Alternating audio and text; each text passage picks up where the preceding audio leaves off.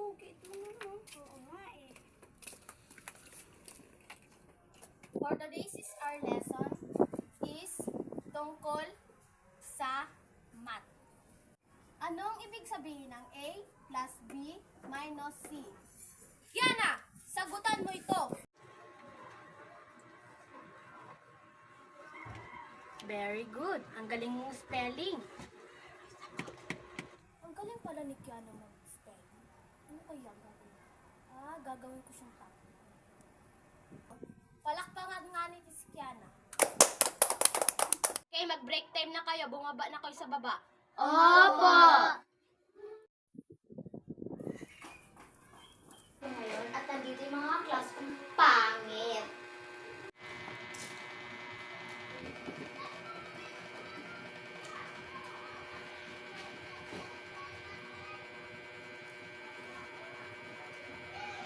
Hey girls. My name is Jake. Ingat niyo po.